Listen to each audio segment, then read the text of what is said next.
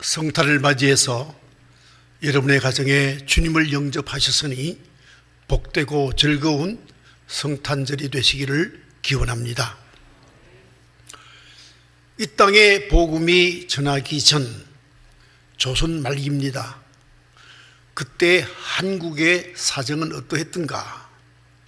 영적으로는 악령이 지배하는 나라였습니다. 정신적으로는 주자학, 그것이 사람들의 마음을 주장했던 때입니다. 그런 연고로 그 당시 생활상은 어떠했는가? 대한민국 있기 전 조선시대에 40%는 노비였습니다. 백성의 40%가 노비인데 그 노비들은 이름이 없었습니다. 그래서 돌쇠, 마당쇠 그런 별칭을 불렀었죠. 또 뿐만 아니라 노비의 값은 그 당시 말값의 70%였습니다. 말보다 더 쌌습니다. 또 노비는 주인이 죽일 수도 있고 살릴 수도 있습니다. 사고 팔려갑니다. 여성들은 이름이 없는 것은 당연하고요.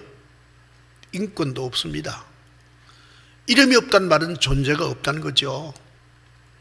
그리고 여성의 권리도 없습니다. 다만 그저 하나의 자식 낳는 생리적 도구죠. 그 당시에는 일부 다처제가 허락되었기 때문에 여성들은 자기 의사 없이 결혼하고 자기 의사 없이 팔려가고 자기 의사 없이 항상 결혼 생활을 해야 하는 그러한 처지였습니다. 심지어는 여성은 교육시키면 남성들에게 어떤 자기 주장을 한다 해서 학교를 전혀 보내지 않았습니다. 교육을 시키지 않았습니다. 이런 상황에 있던 그때에, 그 캄캄한 때에 복음이 전해졌지요. 여러분, 복음을 듣고 믿으면 예수님을 영접하는 겁니다. 예수님을 영접하면 예수님이 사시는 삶처럼 사라지게 되는 겁니다.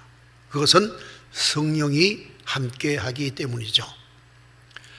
성령의 내적 역사는 성령의 열매를 맺는 겁니다. 갈라디아서 5장 22절의 말씀, 9가지 성령의 열매를 맺는 것이고, 성령의 외적 역사는 성령의 은사를 행하는 겁니다.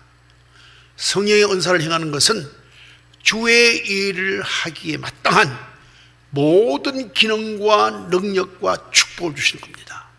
그래서 성령의 외적 역사는 하나님의 일을 할 수 있도록 능력을 주시는 것이고, 내적 역사는 우리의 성품이 예수 그리스도의 성품으로 바뀌는 바로 성령의 9가지 열매가 우리 인격 중에 맺어지는 것을 의미하는 겁니다.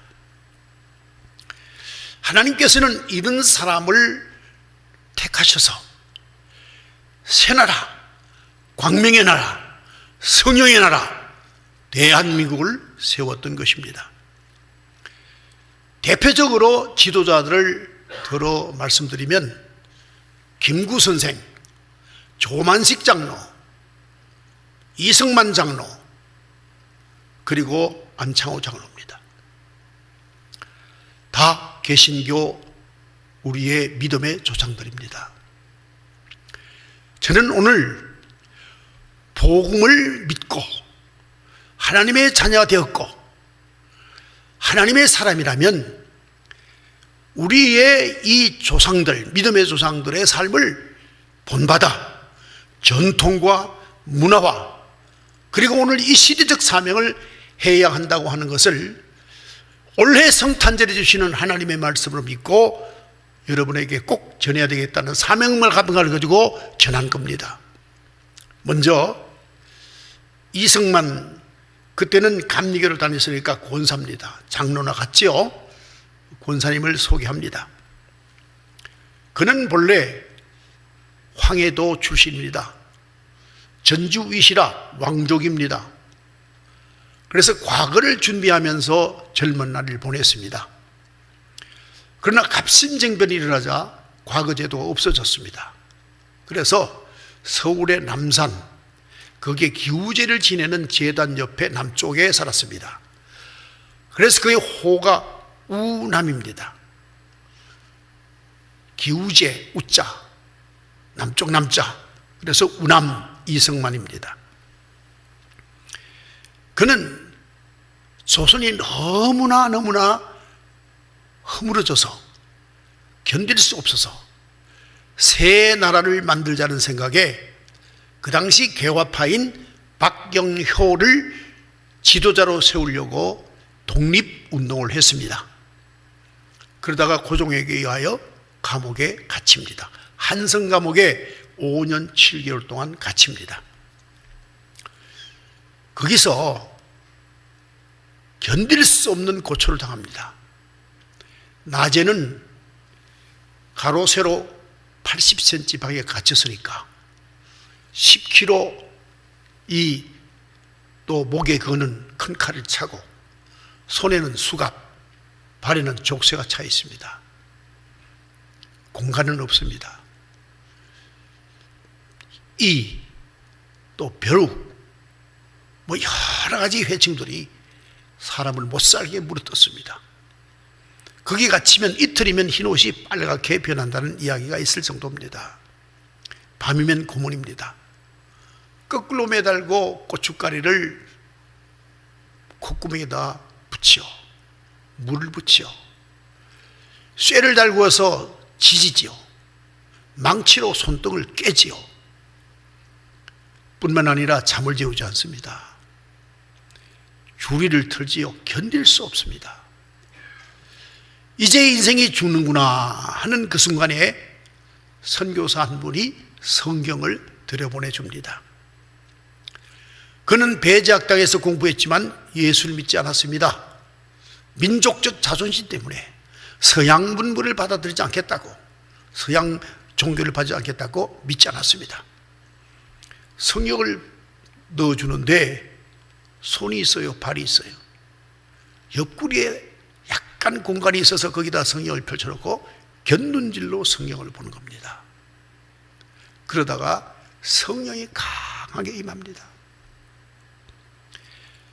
드디어 거듭났습니다. 주님을 영접했습니다.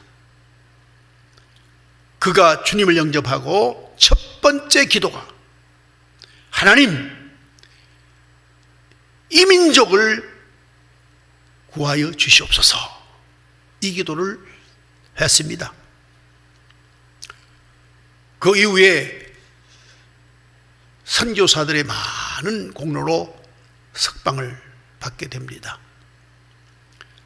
선교사들이 이승만의 지혜롭고 용감하고 나라 사랑하는 마음을 보시고 미국으로 보내서 선교사 교육을 받고 한국으로 다시 오게 하는 그 뜻에 의하여 장학금을 받고 미국을 갑니다. 처음에는 신학 공부를 하려고 갔습니다. 그러나 막상 미국 넓은 땅에 가보니 세계를 알게 되었고, 세계에서 대한민국이 제대로 조선이 독립을 하자면 정착이 필요하다 생각되어서 명문대학 프린스턴, 조지 워싱턴 대학, 하버드 대학을 다니면서 박사학위를 받게 되었죠. 그의 책 중에 유명한 책 하나가 있습니다.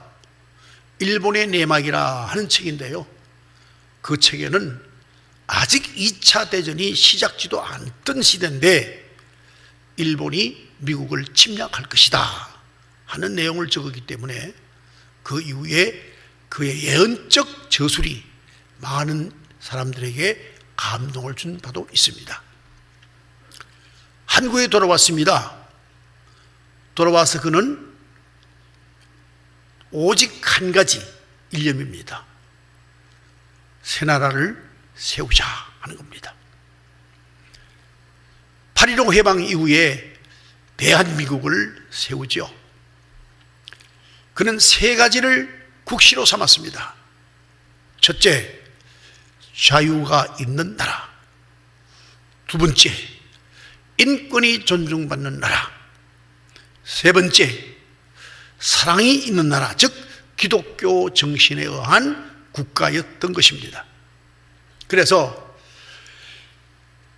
개헌 회의가 열릴 때 이윤영 목사님으로 하여금 기도하고 시작을 했고, 그가 대통령 직무를 하면서 하루에 적어도 3시간 이상 기도하는 기도의 삶을 살았습니다. 그래서 경무대에 기도하는 방이 따로 있었습니다. 심지어는 포가 날아옵니다. 한국 전쟁이 시작되어서 포가 날아옵니다. 포소를 듣습니다. 국방장관이 보고합니다. 전면전입니다. 피신해야 됩니다. 했을 때도 10시 반에 보고를 받고 1시간 동안 기도합니다. 그리고 마음을 정합니다. 주미 대사에게 전화를 해서 우리는 이렇게 싸울 겁니다 하는 전의를 전하게 됩니다. 또 뿐만 아니라 진해에 피난을 갔을 때, 정부가 피난을 진해로 갔습니다. 갔을 때에 인민군이 포를 쏘면 금방 이승만 대통령 계시는 곳에 떨어질 수 있는 그러한 접근 상황에서 메가더 태평양 사령관이 말합니다. 일본으로 잠시 나라를 옮겼다가, 정부를 옮겼다가 다 수복한 다음에 돌아오시죠 라고 부탁합니다. 한마디도 자릅니다. 내가 대한민국에서 한 발도 외국으로 나갈 수 없다. 차라리 진해 앞바다에 내 몸을 던지겠다. 이런 말을 하시는 분이셨습니다. 저는 어릴 적 이승만 대통령이 통치하던 시대에 살았습니다. 학교의 벽에는 이승만 대통령 그림이 그려 있었습니다. 하나는 저 일본을 향하여 화살을 쏘는 반일이라고 적힌 포스터와, 하나는 한 발은 대한민국, 한 발은 북한을 밟는 북진 통일이었습니다. 그래서 방공입니다. 그는 철저한 기독 정신과 그리고 또한 반일, 반공, 민주주의와 자유와 인권과 사랑을 최고의 가치로 여기고 나라를 다스렸습니다. 여러분께서 역사 공부를 좀 하셔서는 아시겠습니다만 재헌국회에는 거의 대거 기독교인이 참여했고요. 각 부장관, 각 지도사, 심지어는 동네 구장까지 그리스도인을 세워야 된다 라고 했던 것이 이승만 대통령입니다. 그러나 관리의 미숙으로 의해서 결국은 4.19가 터졌고, 그리고 하와이에서 외롭게 생을 마치게 되는 겁니다. 지금 유물론자들이 이승만 대통령을 폄하하는 많은 잘못된 정보를 유튜브나 SNS에 뿌리고 있습니다. 이것은 비기독교적 정신에서 교회를 말살하기 위해서 하는 행동임을 여러분이 알아야 하는 것입니다. 또 한 사람이 있습니다. 여러분도 존경하시죠? 바로 안창호 선생입니다. 안창호 선생은 송순명이라는 분으로 통해서 복음을 전해 듣고 예수를 믿고 거듭났습니다. 그는 다음 언더우드가 선교사입니다. 언더우드 선교사가 학교를 세운 구세, 그러니까 나라를, 세상을 구한다, 구세 학당에 들어가서 공부를 합니다. 그래서 서양 학문을 많이 넓혀 알게 되는 겁니다. 그런 다음에 그는 정령 이 나라를 바르게 세우고 이 나라가 세계에 우뚝 선 나라를 만들기 위해서는 우선 국민들의 계몽을 해야 된다 하는 의식을 갖게 됩니다. 그래서 더욱 공부를 하기 위해서 저 미국으로 떠나게 되죠. 미국에 가서 23살 먹은 청년이 내 학문 수준이 미국 초등학교밖에 안 된다라고 생각하고 초등학교에 들어갑니다. 가는 곳마다 안창호 선생을 받아들이지 않았지만은 끝까지 부탁을 해서 초등학교 1학년부터 공부를 시작합니다. 그는 겸손한 분이십니다. 또 뿐만 아니라 그분은 13살을 먹은 안양 이씨 집안에 결혼을 하는데 조건이 있습니다. 그 집안 모두가 예수를 믿으라. 그리고 자기 부인 될 사람은 신학문을 다 마친 다음에 나와 결혼해야 된다.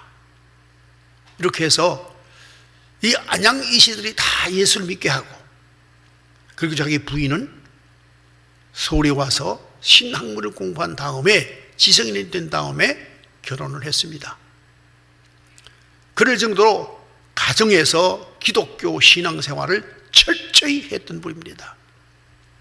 미국에는 부부가 같이 갔죠. 샌프란시스코 거리에서 상투를 잡고 조선인이 싸웁니다. 외국인들이 구경거리가 났다고 웃고 비아냥거립니다. 그야말로 마음이 굉장히 아팠습니다. 둘을 다 데리고 자기 집으로 갔습니다. 여러분, 앞으로 이 조선이 세계를 섬겨야 하는 나라가 되어야 될 텐데 이렇게 남의 놀림거리가 되게 되겠습니까? 우리가 정령 선진국가의 문화를 배우고 우리가 세계를 섬기는 국민이 되어야 됩니다 하면서 그는 교회를 개척합니다. 주일날은 예배를 드리고 일반 날은 교양을 가르칩니다. 그가 한때는 하우스보이를 한 일이 있습니다. 안창호 선생이 청소를 하면 미국 사람들이 깜짝 놀랍니다. 어쩜 이렇게 청소를 깨끗이 하냐고. 또 그는 교민들에게 가르칩니다. 깨끗한 환경에 살아야 깨끗한 정신이 된다. 청소할 것을 계몽했던 일도 있습니다. 여러분 잘 아다시피 흥사단을 만들지요. 그래서 국민선진교육 계몽운동에 이바지했던 것이 안창호 장로입니다. 이분이 대한민국이 수립될 때에 초대 노동부 장관을 지내기도 했죠.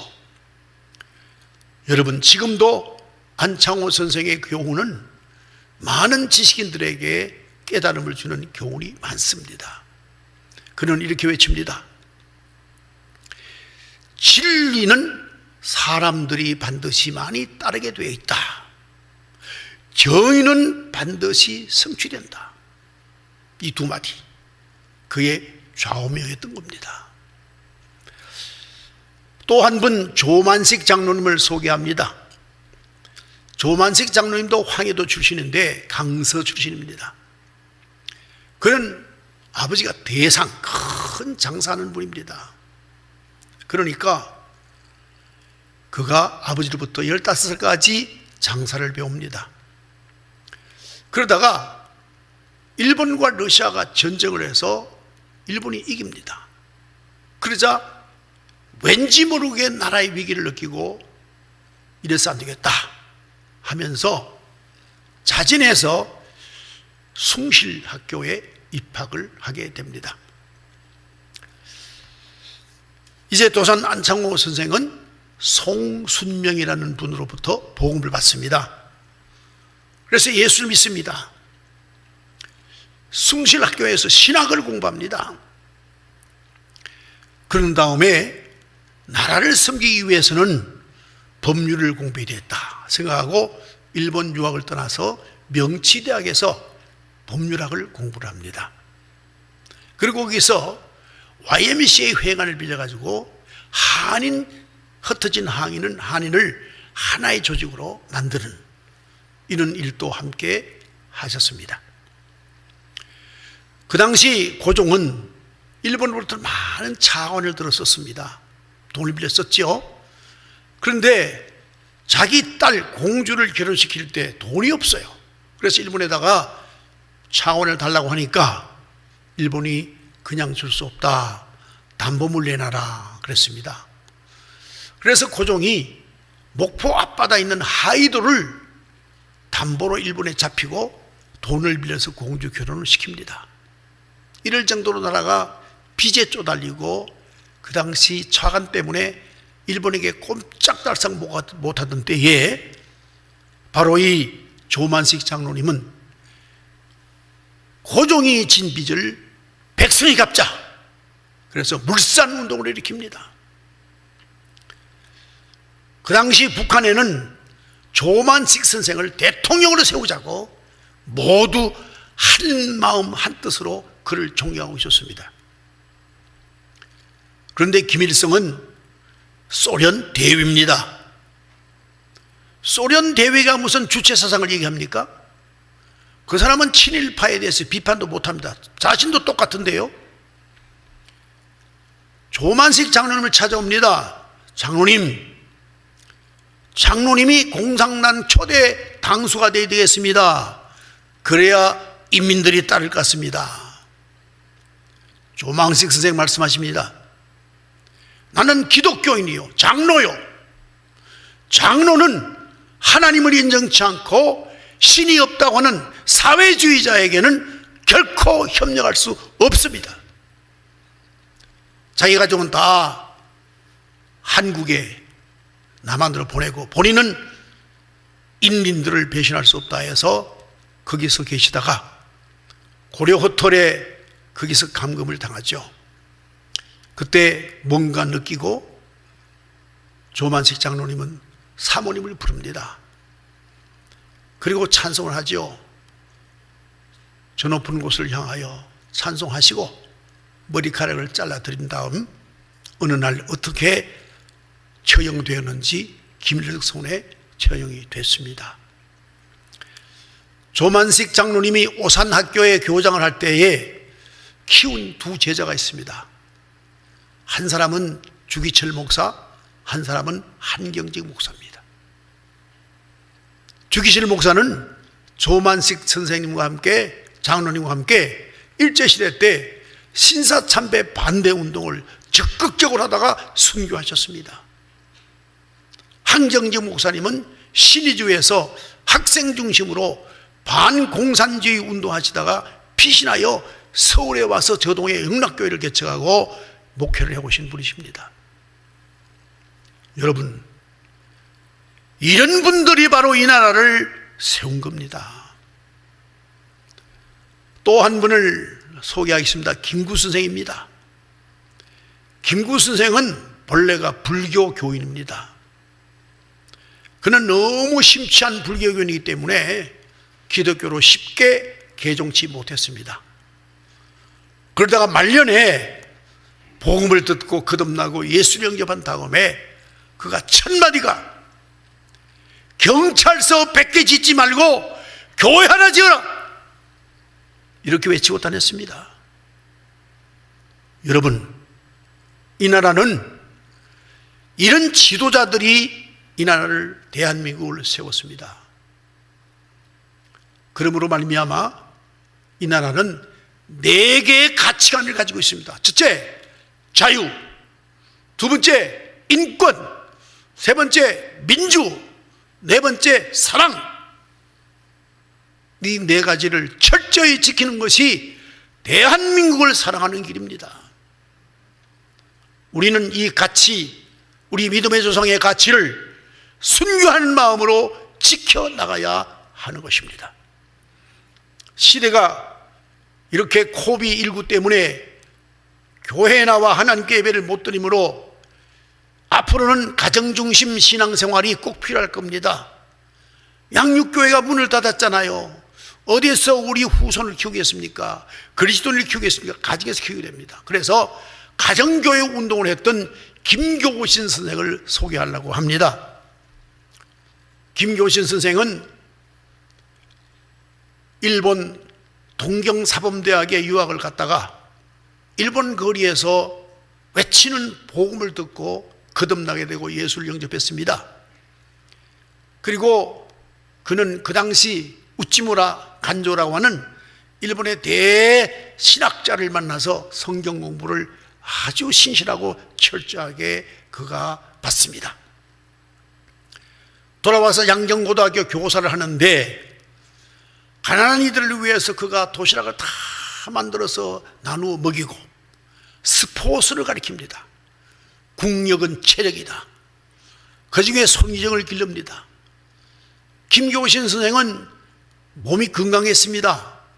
그래서 손기정에게 마라톤을 가르치는 겁니다. 그래서 손기정이 후대에 저 베를린 올림픽에서 금메달 따지 않습니까? 또 그는 가정에서 가족들에게 신앙생활을 철저히 가르칩니다. 4시 이상 기도 30분, 가정예배 30분, 성경 30분 한 다음에는 등산을 온 식구와 같이 합니다. 건강한 몸이 있어야 주님의 일을 한다. 건강한 몸이 있어야 하나님 나라를 만든다. 그는 가족들을 어떤 때는 저 관악산까지, 어떤 때는 남산까지 등산을 시키면서 대화를 하고 가족을 그리스도로 길러갔던 겁니다. 그는 교회보다도 가정교회가 중요하다고 외쳤던 분입니다. 또 뿐만 아니라 그는 성서조선이라는 그러한 잡지를 만들었습니다. 그러니까 전도지지요. 만들어서 전국에 퍼뜨리고 통신교육을 시킵니다. 요즘 소위 말하는 우리가 영상예배나 똑같은 거지요. 그리고 다니면서 직접 강의도 합니다. 그러다가 결국 이 성서조선이 일본 사람들 보기에는 독립운동을 하는 것처럼 보여서 감옥살이도 1년 반을 하게 됩니다. 그러다 마지막에는 저 함흥의 탄광에 인생 중에 막장 인생 광부들이 있다는 소식을 듣고 거기 가서 그들을 섬기기 위해서 그 일을 갑니다. 그야말로 자기 신명을 바쳐서 광부들을 사랑합니다. 그러다가 발진티푸스라는 전염병이 돌자 다른 사람은 다 떠났는데 김교신 선생은 그 발진티푸스 앓고 있는 환자를 위해서 미음을 쏟아주고 그리고 또한 약재를 구해다주고 하다가 자기도 전염되어서 거기서 생명을 잃게 됩니다. 저는 김교신 선생을 직접 보지는 못했습니다. 그러나 김교신 선생의 제자인 장기려 박사를 저는 잘 알고 있습니다. 포항의 설린병원 원장을 지냈고 포항 북부교회 장로님이셨습니다. 그의 일을 간단하게 말씀드리고 마치겠습니다. 그분은 어느 날 왕진을 하는데, 그러니까 병실마다 다니는데 한 환자가 장로님의 손을 잡고 장로님, 원장님이죠. 원장님, 농사철이 됐는데 농사를 하러 가야 됩니다. 지금 치료는 다 됐는데 치료비를 못 내서 나가지 못하니 어떻게 하면 좋겠습니까? 좀 도와주세요 하고 사정을 합니다. 장로님은 아무 말도 안 하시고 그냥 돌아오셔서 쪽지를 만듭니다. 오늘 저녁 9시에 병원 뒷문으로 나가세요. 직원이 다 퇴원한 다음에 병원 뒷문으로 내보냅니다. 이튿날 아침에 환자가 없어졌다고 난립니다. 장로님 말씀하십니다.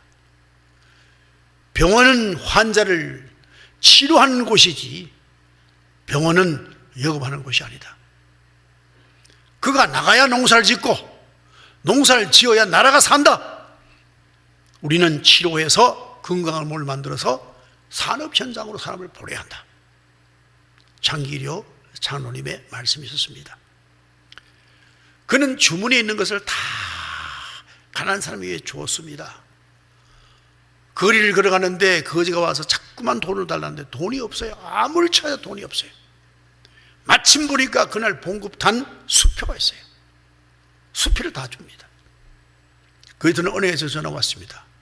웬 거지가 원장님 수표를 가져왔는데 혹 썰이 당한 거 아닙니까? 아니요, 그 우리 친척이요, 지불하세요. 그렇게 선을 베풀고 무료 진료 일생 동안 하고 있었으며, 북한에 부인이 있습니다. 북한에서 남아에서 다 결혼했지만 장기리어 장로님은 하나님 안에서 내 아내도 나와 함께 있다 라고 하면서 결혼하지 않고 독신으로 일생 동안 정조를 지키다가 세상을 떠났습니다. 여러분, 이 나라는 장로님들이 세운 나라요. 교회 장로는 교회 장로이지만 나라의 장로요, 세계의 장로요. 이 정신을 알아야 합니다. 장로는 하나님을 믿는 믿음의 종입니다. 하나님 인정하지 않는 유물론자, 사회주의자하고는 상종할 수 없습니다. 어떤 정부든 자유, 인권, 민주, 사랑, 이것을 파괴하는 어떤 존재들도 장로님들이나 그리스도인들은 함께 할 수가 없습니다. 그들은 사탄이 사로잡고 있습니다. 적입니다. 대형의 일입니다. 교회는 의연히를 서서 우리 믿음의 조상이 지켰던 자유, 민주, 인권, 사랑, 이 네 가치를 지켜나가야 됩니다. 이번 크리스마스는 우리는 교회 안에서의 교회가 아니라 세상 속에 있는 교회, 우리는 세상 속에 있는 교회가 아니라 세계 안에 있는 교회, 교회의 재직은 세계적 재직, 이 믿음과 자기 존재감을 가지고 새로운 한 해를 준비하는 우리 교회 모든 재직되시기를 주님의 이름으로 축원합니다. 기도 올리겠습니다. 하나님 아버지, 감사합니다. 우리 교회도 믿음의 조상을 닮은 좋은 제목들에게 안수하시고 혹은 예수 이름으로 세우신 주의 종들이 많습니다. 교회 안 재직이 아니라 세상 재직, 교회 안 재직이 아니라 국가적 재직, 국가적 재직이 아니라 세계적 재직되어서 우리의 후손이 세계를 섬기는 자로 양육하는 양육자가 되게 하여 주시옵시고, 본인 역시 성경에 기록한 같이 자유와 인권과 민주와 사랑을 실천하는 믿음의 조상의 전통과 문화를 따라가는 하나님이 기뻐하시는 축복받는 종들 되게 하여 주시옵소서. 예수님 이름으로 기도 올리옵나이다. 아멘.